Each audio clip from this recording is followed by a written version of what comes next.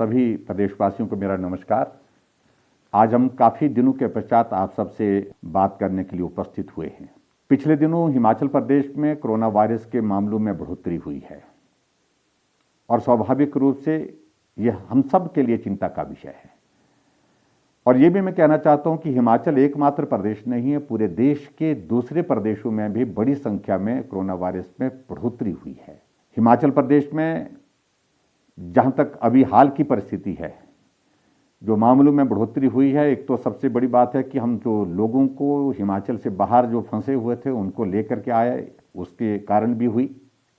और दूसरे, जब से अनलॉक फेज 2 की शुरुआत हुई है उसके पश्चात हिमाचल प्रदेश में आने जाने का लोगों का जो माध्यम है वो थोड़ा सरल हुआ है। और सरल होने की वजह की क्योंकि हमारी डिजास्टर मैनेजमेंट एक्ट के अंतर्गत जो मिनिस्ट्री ऑफ होम अफेयर की ओर जो हमारी इंस्ट्रक्शन थी, गाइडलाइंस थी, उनका पालन हम कर रहे हैं। ऐसी परिस्थिति में भी हिमाचल प्रदेश में हमने तय किया कि हिमाचल प्रदेश में जिस भी व्यक्ति को बाहर से आना है वो हिमाचल में प्रवेश होने से पहले अपना रजिस्ट्रेशन करे और रजिस्ट्रेशन के बाद ही वो हिमाचल प्रदेश में जो जहां भी उसने जाना है वहां पर जाए। अगर वो रेड हॉट जोन से आ रहा है तो उस सूरत में हमने तय किया था कि वो हिमाचल प्रदेश में आने के बाद उसको क्वारंटीन होना पड़ेगा, इंस्टीट्यूशन क्वारंटीन होना पड़ेगा। और लेकिन उसके बाद अगर रेड हॉट जोन से नहीं है तो उस सूरत में उसको होम क्वारंटीन के लिए आदेश दिए गए हैं।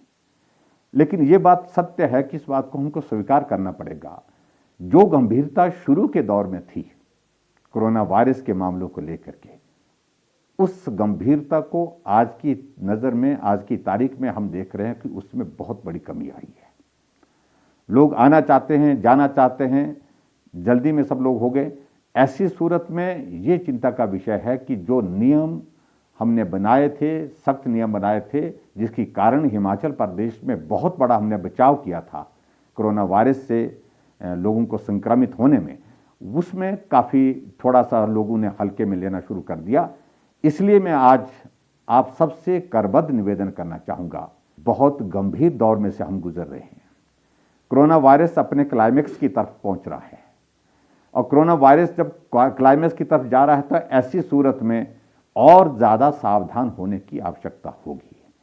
इसलिए मेरा आप सबसे निवेदन है कि बिल्कुल जो भी नियम कानून, जो भी व्यवस्थाएं आपको बताई गई हैं, बार बार कहने की आवश्यकता नहीं है, उनका आप पालन करें। मैं इस बात से भी सहमत हूं कि फिलहाल आजकल हिमाचल प्रदेश में जब अनलॉक फेज 2 शुरू हुआ है, सेब का सीजन भी शुरू हो गया है, लोगों की हमारी इकोनॉमिक एक्टिविटीज़ भी शुरू हो गई है, ट्रांसपोर्टेशन भी शुरू हो गई है। इन सारी चीज़ों को रोकना भी उचित नहीं होगा, लेकिन सावधानी करें तो मुझे लगता है कि अभी भी हमारे पास बचाव का बहुत बड़ा रास्ता उपलब्ध है। ऐसी परिस्थिति में सेब के सीजन जो हमारी आर्थिकी को बहुत बड़ी ताकत देता है, वहाँ लेबर की जो ज़रूरत थी, लेबर पहुँची है और लेबर के लिए हमने पहले ही नियम बनाए। जो भी लेबर बाहर से आ रही है उनको हमने कहा कि क्वारंटाइन करना पड़ेगा। क्वारंटाइन करने के साथ साथ में उनके टेस्टिंग करनी पड़ेगी। टेस्टिंग करने के बाद ही वो जो है काम पर जाएंगे। लेकिन कुछ जगह हमने देखा कि उस तरह की परिस्थिति नहीं रही। सेब का सीजन क्योंकि ये बहुत लंबा नहीं चलता है, क्योंकि उसमें हर रोज़ हमको इस बात को भी ध्यान में रखना पड़ता है कि बहुत लंबा काम ये नहीं होता है, सीजन सिर्फ सीजन के वक्त होता है। इसलिए काम के साथ उसमें जो है हमारा समय का बहुत महत्व है। उस दृष्टि से कुछ बातों को लेकर के कुछ जगह ऐसी स्थिति आई है कि वहाँ पर कुछ लोग पहुँचने के बाद जो बाहर से मजदूर आए हैं वो पॉजिटिव निकले हैं। मेरा फिर से निवेदन है कि जो भी लोग अब आएंगे हिमाचल प्रदेश में सेब के सीज़न के लिए, कि मेहरबानी करके हम जो बाहर से आएंगे, हम बाहर से आने वाले सबको जो है 7 डेज़ के लिए, 7 दिन के लिए क्वारंटीन करेंगे, इंस्टीट्यूशन क्वारंटीन करेंगे और उसके साथ साथ में उनको 7 दिन के बाद उनका कोविड का टेस्ट करने के बाद उसके बाद काम करने की इजाज़त देंगे। यही परिस्थिति हमने हिमाचल प्रदेश में जो हमारे कॉन्ट्रैक्ट के पास लेबर आती है उसके लिए भी यही नियम हमने कॉन्ट्रैक्ट के साथ साथ में जो भी हमारी जो फार्म के लिए और भी जो लेबर आ रही है हिमाचल प्रदेश में, उन सब पर लागू होगी। क्योंकि इसके बिना मुझे लगता है कि अब ये वक्त नहीं है, ऐसी परिस्थिति में हमको ये नियम का पालन करना ही होगा। दूसरे, इस बात को लेकर के भी मैं आपके बीच में जरूर कहना चाहता हूं कि कुछ जगह कोताही हुई है। नाहन में, ददाहू में, गोविंदगढ़ में एक शादी के एक कार्यक्रम में बहुत बड़े लोगों की संख्या में लोग पहुंचे, जबकि नियम कानून बनाए गए हैं, लेकिन फिर भी लोग आए और बहुत बड़ा संक्रमण वहां फैल गया। मैं उन सारी बातों में अब जाना नहीं चाहता हूं। मैं सिर्फ इतना जरूर कहना चाहता हूं कि अब हमको बहुत एहतियात और सख्ती के साथ काम करने के लिए आगे बढ़ना पड़ रहा है। मैं आज इस बात को लेकर के कह रहा हूं, आज शाम से 27 तारीख यानी कि 27 तारीख सोमवार तक सुबह तक जो है, नाहन का जो हमारा ददाहू का इलाका है, नाहन का है, गोविंदगढ़ जो है, जहां ये गांव है, कस्बा है, उसमें लॉकडाउन रहेगा, पूरी तरह से लॉकडाउन रहेगा। और ये लॉकडाउन के साथ साथ में मैं ये भी कहना चाहता हूं कि वहां एक्टिव केस फाइंडिंग की हम सारी प्रोसेस शुरू करेंगे और उसके साथ साथ में जो कॉन्टैक्ट ट्रेसिंग की जो जरूरत है ताकि संक्रमण आगे ना फैले, उस काम को इन 3 दिनों के अंदर पूरा करने की कोशिश करेंगे, ताकि कोई भी आदमी जो उनके कांटेक्ट में आया है वो हमारे से टेस्ट से ना छूटे। इस बात को हम सुनिश्चित करेंगे। इसी प्रकार से मैं आगे बढ़कर के ये भी कहना चाहता हूं, जो हमारा बीबीएन है, बद्दी बरोटी वाला नालागढ़ जो है, वहां पर भी कुछ एक फैक्ट्रीज में, इंडस्ट्रीज में बहुत सारे मामले इसी प्रकार से जो पाए गए। हालांकि बहुत बड़ा नंबर उसमें जो है, जो क्वारंटीन में हमने रखे थे, इंस्टीट्यूशन क्वारंटीन में रखे थे, उनका नंबर आया है। लेकिन एक आधी फैक्ट्री में ऐसी भी परिस्थिति है कि वो लेबर जो अंदर काम के लिए चले गए थे, लेकिन संक्रमण के कारण बहुत सारे लोगों को वो संक्रमित करके चले गए। ऐसी परिस्थिति में हमने ये भी तय किया है कि जहां हमारा बीबीएन का इलाका है, वहां हम कल शाम यानी कल शाम 25 तारीख से 28 तारीख मंगलवार तक सुबह 6 बजे तक वहां पर भी हम लॉकडाउन की आज घोषणा कर रहे हैं, और ताकि वहां पर भी कॉन्टैक्ट ट्रेसिंग हम पूरी कर सकें और उसके साथ साथ में एक्टिव केस फाइंडिंग के प्रोसेस को भी हम कंप्लीट कर सकें। हमारी कोशिश है कि हमारा इंडस्ट्रियल सेक्टर भी प्रभावित ना हो, लेकिन इस बात के लिए हमारी प्राथमिकता पहली रहेगी कि कोई भी आदमी वहां पहुंच करके कामकाज पर जाने से पहले संक्रमण से मुक्त हो। इस बात को हम सुनिश्चित करना चाहते हैं।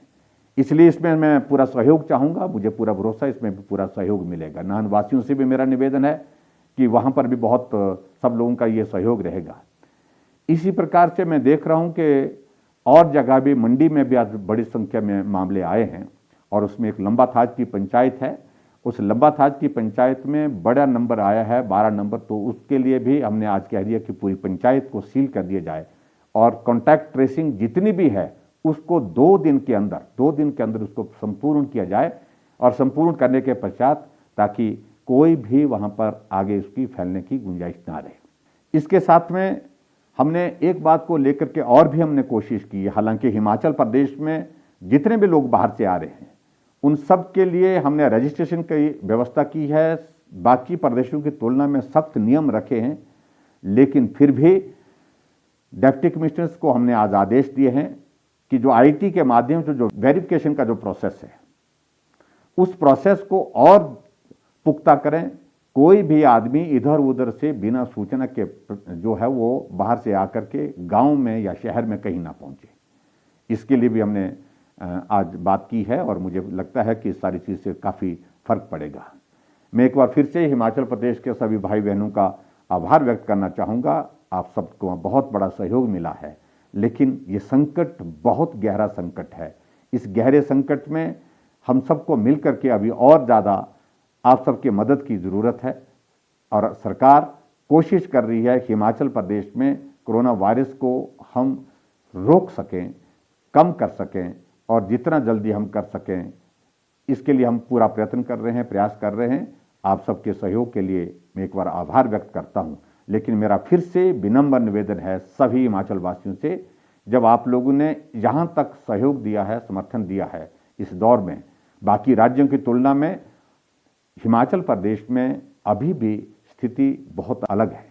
बाकी राज्यों में बहुत सारे मामले जो है वो बड़े हैं, और ऐसे में मैं मानता हूं मामले बहुत बड़े हैं हिमाचल प्रदेश में भी, लेकिन फिर भी हम हिमाचल प्रदेश में अभी भी बेहतर हैं। लेकिन मुझे आप सबके सहयोग की आवश्यकता है, आप सबके समर्थन की आवश्यकता है ऐसे संकट के क्षण में। और मेरा विनम्र निवेदन है, खास तौर से जो लोग महज राजनीति कर रहे हैं, ये दौर उस काम के लिए नहीं है। और ऐसे संकट में हम सबको मिलकर के चलना है। आपके सुझाव का अभिनंदन है, स्वागत है, लेकिन फिर भी मुझे सिर्फ इतना ही कहना है कि हिमाचल प्रदेश को कोरोना के इस संकट से बाहर निकालने के लिए पूरे हिमाचल वासियों की सहयोग की आवश्यकता है। और मैं उम्मीद करता हूं, पूरा भरोसा है, पूरा विश्वास है, हम इसमें निश्चित रूप से सफल होंगे, कामयाब होंगे। जय हिंद, जय हिमाचल।